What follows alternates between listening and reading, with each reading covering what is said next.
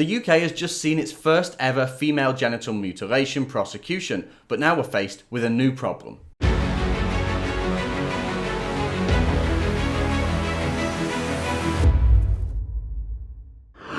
I've been following the story of a 3-year-old girl who was a victim of female genital mutilation. It was one of just the third or fourth prosecution of this type to ever go to UK courts. And a man and a woman, both of African descent, were at the Old Bailey and accused of genitally mutilating a 3-year-old girl in their care. And on Friday, this became the first ever prosecution of female genital mutilation in the UK. The 37-year-old mother was convicted in the Old Bailey. Interestingly, the 43-year-old partner was acquitted by the jury, and the prosecutor said that the mother was not only guilty of the crime, but she'd coached her daughter, who's now older than 3, to lie to the police so that she wouldn't get caught. Now, this is the woman who claimed that her daughter had been climbing up some cupboards to try and reach a biscuit without wearing any underwear before she fell onto the ground and fell onto a piece of metal, which caused the damage. So it wasn't FGM, she said, it was a household accident.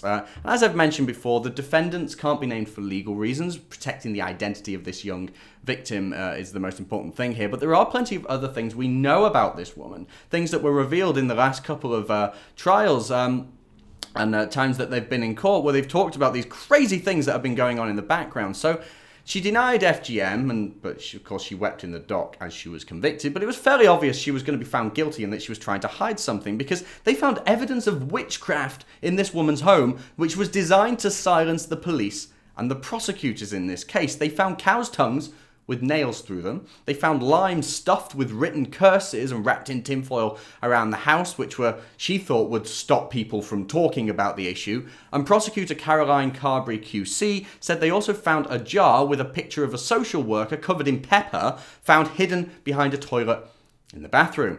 So obviously this woman was trying to hide something. Now, this conviction of this evil woman saw a whole host of politicians come out and talk tough about what she did. Home Secretary Sajid Javid said that the FGM was a medieval practice that the government will not tolerate. The Mayor of London, Sadiq Khan, also came out talking tough, said that the conviction sent a clear message to those who practice this barbaric act.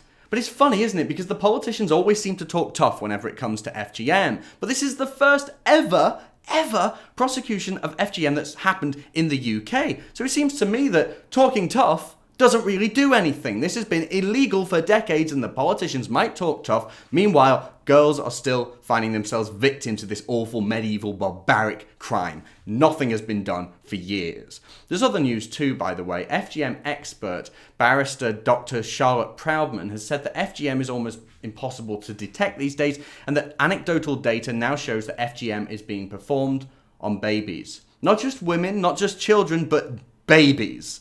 Speaking to the Victoria Derbyshire programme, Proudman said, "These girls are not at school, they're not at nursery, and so it's very difficult for any public authority to become aware," she added.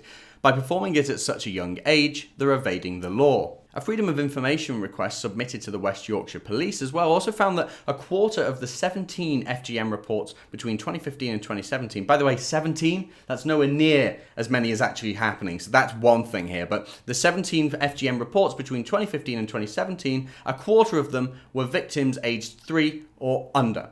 So we've got this problem of babies being victim of this. I mean, it's bad enough girls and children and women, but babies too now. And also only 17 FGM reports between 2015 and 2017. This is madness. The National FGM Centre also said that there was, quote, "anecdotal evidence from some communities that FGM laws can be circumnavigated by performing the procedure on girls at a much younger age.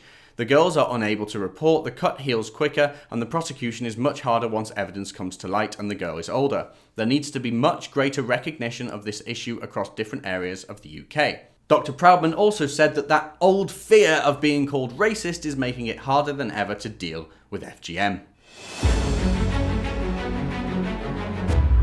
Now that we've had the first ever female genital mutilation prosecution in the UK, we're faced with a new problem. How do we find out the extent to which this crime is being practiced in the UK?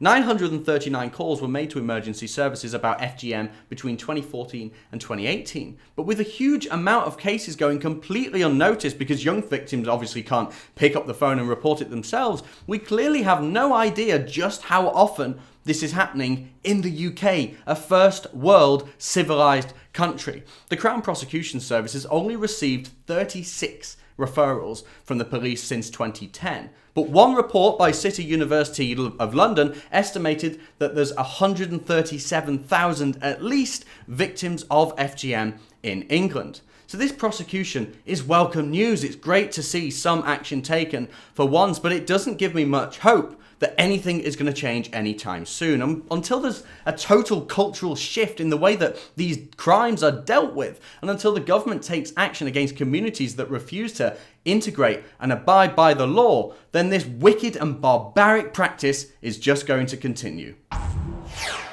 We're not funded by the government, we don't have big sponsors, and we certainly don't have massive donors. If you'd like to help support our work, please go to rebeldonations.com/thebuck.